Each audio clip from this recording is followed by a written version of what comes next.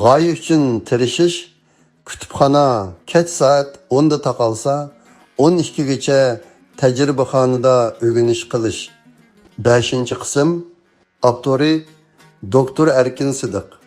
Ovozda Erkin Sidiqni do'rab ovoz bergan Sunniy aql 2026-yili 7-oyning 21-kuni. Hamma odamlar o'z hayotida nurg'un pul, bir yaxshi xizmat o'rni, nom shuhrat va yuqori inovat qatorliq yaxshi narsalarga erishishni orzu qiladi. Ammo ko'pincha kishilar orzu qilish bosqichining nerisiga o'tolmaydi. O'z hayotida erishmoqchi bo'lgan narsalarni nihoyatda aniq biladigan hamda ularni qo'lga keltirishga qat'iy iroda bog'lagan kishilar hargizmi orzu qilish bosqichida to'xtab qolmaydi. Ular o'z orzularini bir valildab kuyib turgan istak darajasiga ko'tarib, u istakni amalga oshirish yo'lida bir mukammal plan tuzib, shu plan bo'yicha to'xtovsiz tirishchanlik ko'rsatadi. Kishilar o'z tirishchanligi orqali erishadigan boylik va moddiy narsalarning hammasi dastlabida o'zi istaydigan narsa to'g'risidagi bir intayin aniq va ixcham ko'ngil manzarasi shaklida boshlandi. Bu ko'ngil manzarasi cho'ng'ayganda yoki u majburiy holda odamning butun vujudini qoplab olgan bir xiyol darajasiga ko'tarilganda, uning kontrolligi odamning yoshirin engiga o'tib ketadi. Mana shu nuqtadan boshlab odam shu ko'ngil manzarasiga moddiy jihatdan barobar keladigan narsaga tortiladi, jalb qilinadi yoki yetaklanadi. Siz istaydigan narsa pul yoki bir mashina bo'lsa, sizning shu narsalarni ko'z oldingizga keltirishingiz bilanla hargizmi u pul yanchuqingizda paydo bo'lib qolmaydi yoki u mashina ishingizning oldiga kelib qolmaydi. Siz nurg'un pul, bir mashina yoki boshqa bir moddiy narsaga erishgan vaqtdagi ahvolni ko'z oldingizga keltirganda, sizning amaliyotda qilgan ishingiz o'zingizning shu ishni qilish qobiliyatingizning borligidan iborat bir aqidaga o'zingizni ishontirishdan iborat bo'ladi.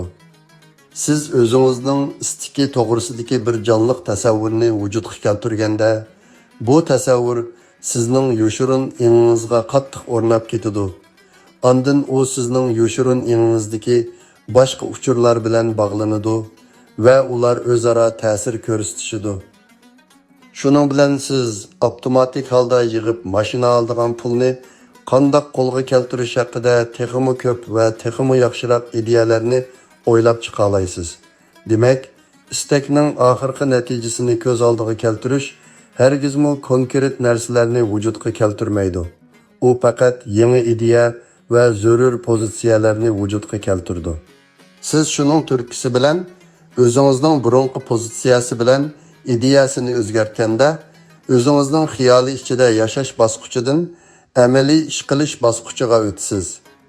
Ondan sizning tasavvuringiz emas, siz o'zingiz harakat qo'llanib, konkret ishlarni amalga oshirasiz. Oldingi maqolamda yozganimdek, men Xinjiang universitetini Uyg'ur tili sinfida o'qib bitirdim. Elektromagnit to'lqini darsini Xitoycha kitob ishlatilgan Uyg'urcha darsdan o'rgandim. Hamda uningda o'rganganimiz asosan Maxwell'ning 4 tanlamasini yodlab olish bilan cheklandi. Xitoy davlatida birinchi qatorda turadigan universitetlarning biri bo'lgan Shanxay qatnash universitetiga 1 yillik bilim oshirishga kelgandan keyin men har bir darsda butun Xitoy davlatidan tanlangan 100 dan ortiq sarxil o'quvchilar bilan raqobatlashib o'qishga majbur bo'ldim. Albatta, kitob va leksiyaning hammasi Xitoycha edi.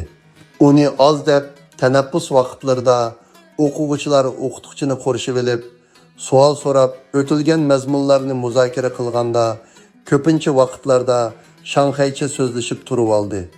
Ularga yetishib o'qish men uchun bir intayin cho'ng o'tkal bo'ldi. Men jami 2 mavsum o'qiydigan bo'lib, har bir mavsumda 3 dan to'liq kurs o'quvchilarining darsini tanladim. Menga u oz kelib qolgandek. Men yana mikrodolqin texnikasi tajriba darsiga yordamchi o'qituvchi bo'ldim. Ko'tarolmasang sangilitib ol, deb men yana kasbiy ingliz tili o'rganishni to'xtatib qo'ymadim. Bu maktabning kech soat 10 bo'lganda kutubxonalarni taqab, barliq o'qitish va yotoq binolari va kutubxonalarning chirig'ini o'chirib etishdek qattiq tuzumi bor ekan. Attiganlik darslar soat 8 da boshlanadigan bo'lib, kech soat 10 gacha bo'lgan vaqt menga zodila yetmadi. Bu maktabdagi menga yetakchi o'qituvchi bo'lgan kishi Xitoydagi mikrodolqin texnikasi sohasidagi eng dangli kitob Mikrodolqin texnikasi va antenna degan kitobning avtori bo'lib, mikrodolqin darsi va tajribasini shu kishi o'tdi. O'qish boshlab biror oy o'tgandan keyin u kishi meni nihoyat yaxshi ko'rib ketdi.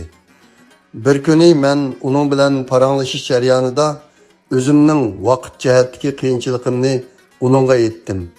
Shuning bilan u menga bir bino ichidagi suv osti paraxoti tajribaxonasining ochqichidan birini hal qilib berdi. Bu bir tajriba binosi ichidagi uy bo'lg'achqa, maktabning boshqa hamma binolarining toki o'chirilgandimi, bu binoning toki uzilmaydi ekan.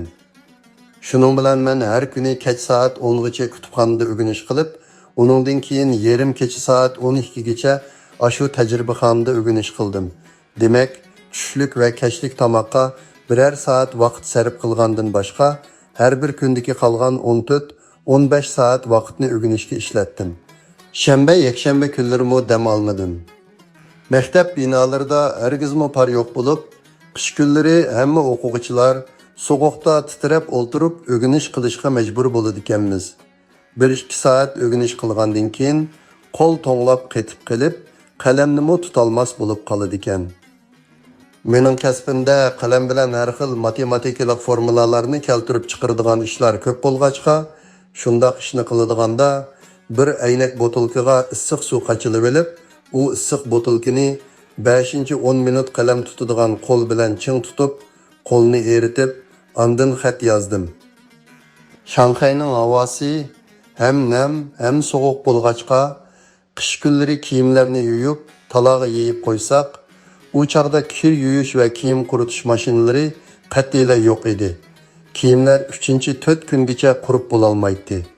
Hammaylar butun qishni titrab turib o'tkazishga majbur edi. Yoz kunlari havo nihoyat nam va dimiq bo'lib, yomg'irmi ko'p yog'atdi. Pasha ko'p bo'lg'achqa, oqshimi karvatning ustiga esilgan, pasha kirolmaydigan to'r sanduqning ichiga kirib uxlaydik. Bütün bedenimiz kechicha bir qavat ter bilan qoplanib turardi. Qiyishqandek maktabning erlar bilan ayollar ayirib etilgan cho'ng zalga o'xshash birla munchiz bor bo'lib, bir hafta ichida o'quvchi va o'qituvchilarga 1-2 qatim 1-2 soatdek yechib beriladi. Shu vaqtda u muncha odam bilan liq to'lib, kishilar badallarini bir-biriga surkab yurib, 10-15 minut yuyinib oladi. Namlikda ko'chalarmi bir xil sesiq puroq chiqarib, bizga yurtni bakmo seg'indiratdi. Atigini yeydiganimiz guruch sho'rpisi bilan o'rnan. Qolgan 2 vaqt tamoqimiz bo'lsa, kesak shaklidagi gangpan edi. Bizga bergini urush tayyorligi uchun uzun muddat saqlangan guruch bo'lib, bizga berilgan guruch kesakning u yer bu yerlari qizg'uch ranglik edi. Ta'mimu vatanning tabiiy guruchiga zodila o'xshamaydi. Langman polo degandek tamoqlar qat'iyla yo'q edi. Men o'ttira maktabdagi vaqtimda langman etishni o'rgangan bo'lib, yezida qayta tarbiya elayotganda dehqon sabdoshlarimga bir qatim langman etib bergan edim. Yozliq ta'til vaqtida men bizga tamoq etadigan oshpazga yolg'irib yurib, uni bir yakshanba kuni tushlik tamoq vaqtida bir vaqt langman etib yeydiganga ma'qul qildim. Ashu mening Shanxayda 1 yil turganda yegan birdan-bir langman bo'lgan edi. Yurtqa qaytib borgandan keyin elektromagnit to'lqini va mikrodolqin texnikasi degan darslarni o'zim mustaqil holda o'talaydigan bo'lish uchun men o'tilgan darslarni puxta egilab mangandan boshqa har bir bobning keynidagi mashqlarning hammasini o'zim to'liq ishlab mangdim. Tushunilmagan joylarni o'qituvchidan so'radim hamda hamma mazmunlardan to'liq xotira qoldirib mangdim. Har vaqt o'z-o'zimdan yurtqa qaytib borgandan keyin Aşu derslerini hech kimden yordam so'ramay, o'zim mustaqil o'tib manalaymanmi? deb so'rab turdim. Xitoyning sarxil o'quvchilari bilan raqobatlashib, 2 mavsumlik darslarning hammasida yomon emas natijaga erishdim. Mavsumlik imtihonlarda olgan eng tuvan nomerim 84 bo'ldi.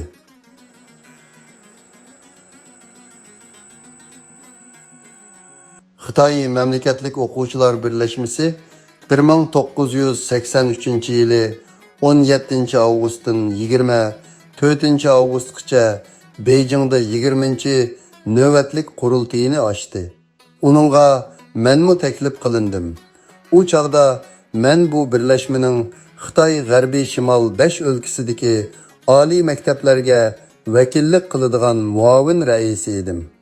Oldingi 4 yil jarayonida 19-qarorliq Mamlakatlik O'quvchilar Birlashmasida rais va muavin rais bo'lib ishlaganlar har yili yozliq ta'tilda Xitoyning o'xshamagan joylarida yig'in echib hamda sayohatmi qilib, nihoyatda yaqin munosabat o'rnatgan edik.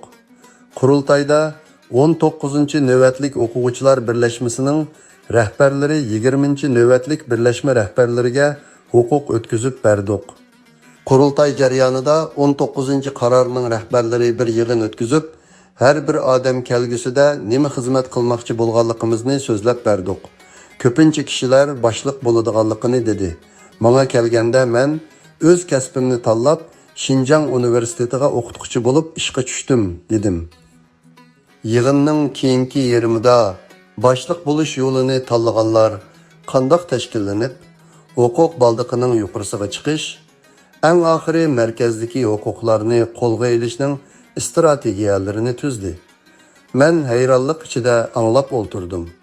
Oldingi 4 yilda bizga rais bo'lgan kishining ismi Wu Shaozu bo'lib, u Tsinghua universiteti o'quvchilar uyushmasining raisi edi.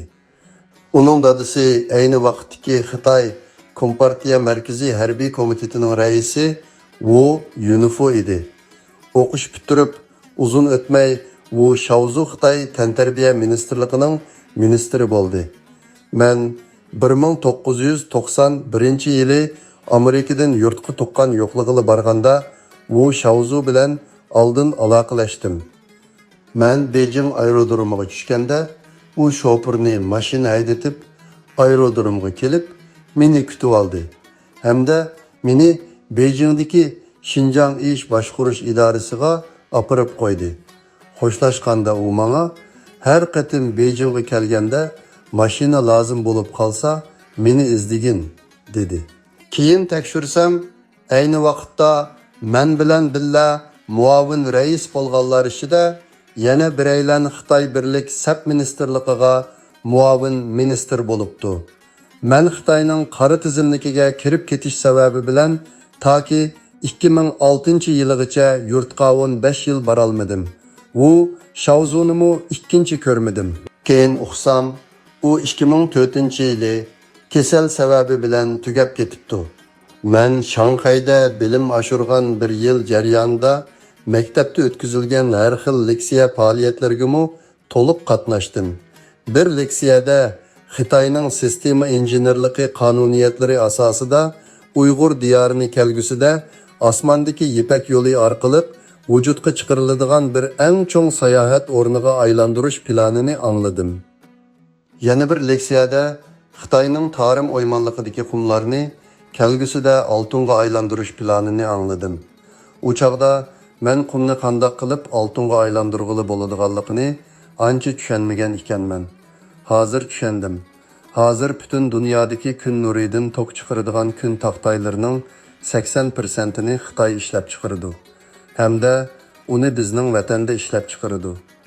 Xitoyning Uyg'ur diyorini sayohat bazasiga aylantirish planimi allaqachon amalga oshib bo'ldi.